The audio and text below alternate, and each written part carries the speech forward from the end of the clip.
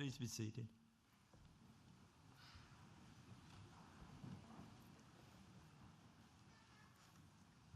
Ko te pai te whiti kimihi ke mau, ko te pai tata whakamawa ki a tina. Humi e hui e, tai ki e. Kia ora huhu mā tātou, e nā rangatira, nā mai haramai. Haramai ki tēnā kura, te kura tini o Puiki. Welcome to everyone to our graduation ceremony for the Bay of Plenty Polytechnic.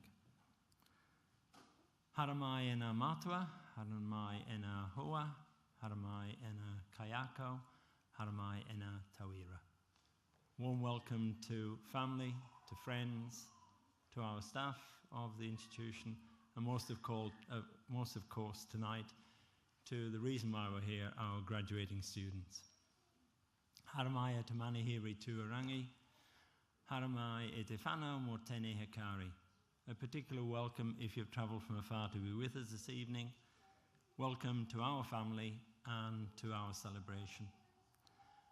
I'd like to recognise that I'm joined on stage this evening, in addition to the staff of the School of Applied Technology led by Malcolm Hardy, by the chairperson of Bay Plenty Polytechnic Council, Ian Turner, by council member Sylvia Williston, by our Kaumatua Tony Weepepe and our Kuia Maud. We have two guest speakers, Hayden Keem and Eduardo Bueno, and I would also like to recognise that we're joined on the stage by the Mayor of Tauranga City Council, Stuart Crosby. In the audience we have some members of our industry who have supported us throughout the year with work placement, and indeed this evening will be a number of sponsors for prizes for our students. This is your evening, the graduating students. You should be very proud of your achievements. Each and every one of us here is proud of you, and we are looking forward to sharing in that pride as you gain your qualification this evening. It's hard earned. It takes a considerable investment in time, no little money, and a lot of commitment and effort. But very few of us achieve anything in life without the support and help of many others. So at the outset, I would just like to recognise three groups who I believe have been instrumental at various stages in helping you reach this conclusion this evening. First of all, family and friends for their encouragement, their support, and always being there for you. To your fellow students and the collegiality that they have offered during your time at the Polytechnic.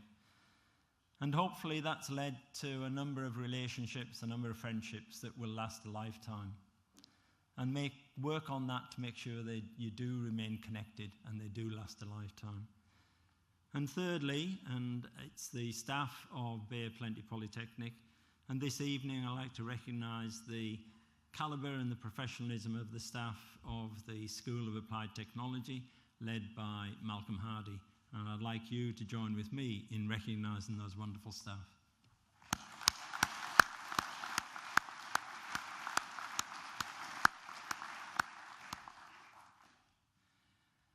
I'm going to talk to you a few words about your success and about why your success is important to New Zealand Aotearoa.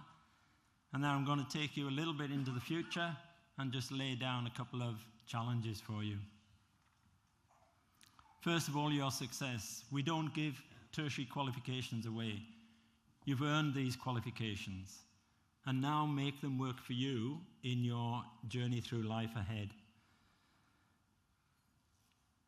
It is an accepted fact that the rate at which new knowledge is developed in this world is exponential. And indeed, the volume of technical knowledge will double every 2 years. So what we need from our students graduating tonight is not only knowledge, but the attitude and ability to respond to changes that are so daunting. To be critical thinkers, to be solution solvers. If you just take a quick scan across the programs that are in this school graduating this evening, and just touch on 2 or 3 significant changes that are taking place at present in their world. You could start with the construction and architecture. Right now, I visited recently a building down in MIT in Nelson that was using the laminated veneer lumber instead of steel or concrete. Just as strong, if not stronger, can be prepared in much longer lengths and can span much greater distances. Modular construction is starting to be evident very much in the Christchurch rebuild, where you can develop and manufacture off-site small units which can then be transported and put together and constructed on-site. Indeed, we ourselves, for some of our construction projects a couple of years ago, looked at the possibility of modular construction. Not far across the campus from where most of our students this evening have studied is the Titanium Industry Development Association. That was set up about 2 years ago, and it was to try and invest in the development of powder and titanium powder alloys. The reason for the powder, simply because there are now an array of techniques whereby you can manufacture highly complex products and pieces using powder metallurgy. And these can go from laser-specific sintering to hot isostatic pressing to 3D printing. And 3D printing itself is starting to explode through the world. 3D printing is the technique that's been used, for example, in the Weka films for The Hobbit and for Lord of the Rings. And it is basically what's called an additive manufacturing technique. So instead, as we're used to in our workshops, where we take metal and alloy away from the billet or the sheet and end up with a given product, and 80% of what we've taken away is lying on the floor useless, powder does not have any such wastage. You can develop it through pressing, through sintering, or in 3D printing. You literally lay down one layer at a time. It can be linked through to your program, and so you can actually develop highly complex shapes very efficiently and very effectively. It is already starting to appear in the manufacturing world as a complement to the conventional machines that we're used to. What will happen, and it's happening in Titanium Industry Development Association, where it is being used for prototyping, so at very effective costs, you can actually prototype using powder, using 3D printing, highly complex parts and pieces. You can test them, you can modify them, because all you're modifying really is the design program, and then you can reprint until you get the performance and the shape and desired features that you want. It is not too far-fetched to say that 3D printing, and I know it's in one of my children's schools already, as an introduction to the power of digital manufacturing, will in a few years' time be as commonplace in some of our shopping centres as where we go to post shop. And it will be that you can take in, you can customize what you want, there is a fixed design, and you can actually walk away with a customized piece, whether it be jewelry, whether it be an appliance or whatever. So the face of manufacturing is changing at a tremendous pace. One other final feature is nanotechnology. And when we talk about nanotechnology, we're talking about 1/1000th of a meter in diameter. So we're talking about atoms.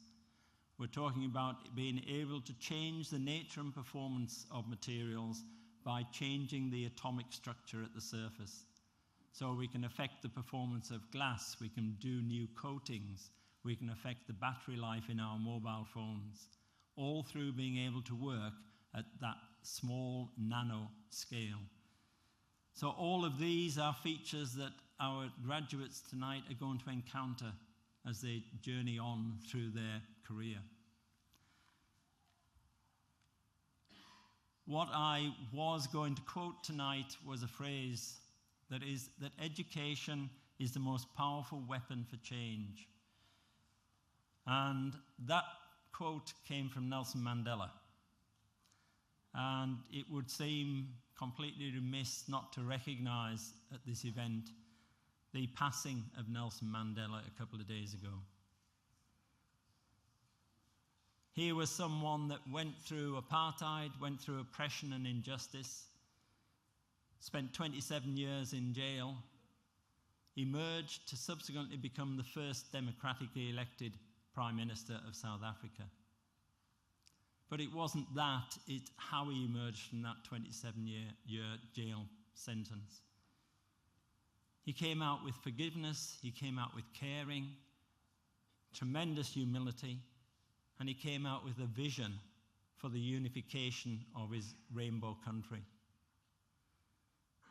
I read an obituary for him just this morning, and it stated that he went in as a result of all that oppression and injustice.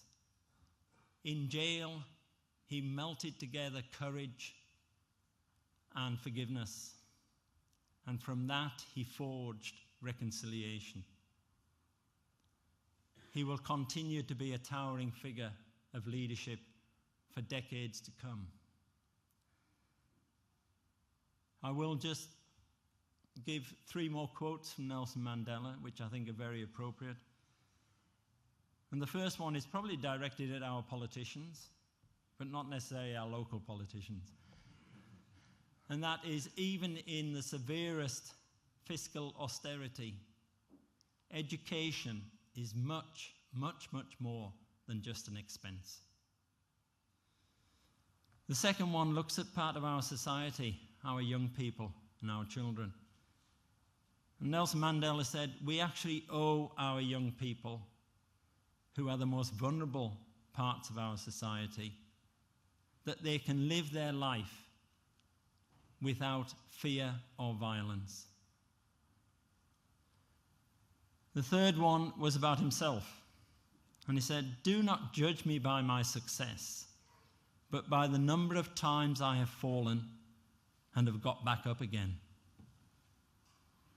And the final one is directed at society in general. That society equality is the only basis on which human happiness can be formed. You are graduating tonight with the outcomes of a lot of hard work. One of the challenges I want to give to you is that you are now a role model for what tertiary training, what upskilling, what skill development can mean. And I want you to be a role model for others who follow you. I want you to be an influencer for the many of your young people who find it quite daunting and are apprehensive about embarking into tertiary. Influence them, advise them, encourage them to make that step. Because once they're in, like you, once they can start to show success, their self-confidence, their belief will blossom. And it's only by increasingly getting our people into tertiary education that this country can hope to compete on the global arena. Also, make sure that you still are ambitious. This is only one journey, one step on your journey through life. Continue to set your goals and set them as high as you want. No one has any right to argue how high you set your goals. And then go out and make it happen. Whaia te hita kakarangi, ki te tuahu, koe mehe mona teite. When you do have to bow your heads, and if you have to bow your heads, make it to the loftiest peak. The second challenge is, as you emerge from this institution as a graduate, I want you to be an active member of society, an active member of your community. That is the only way that you can get a fullness of life, is by being an active member of your community and society. And at the very time when we have a report a week ago from OECD that shows New Zealand's alarmingly slipping down the table in terms of how we deal with child poverty.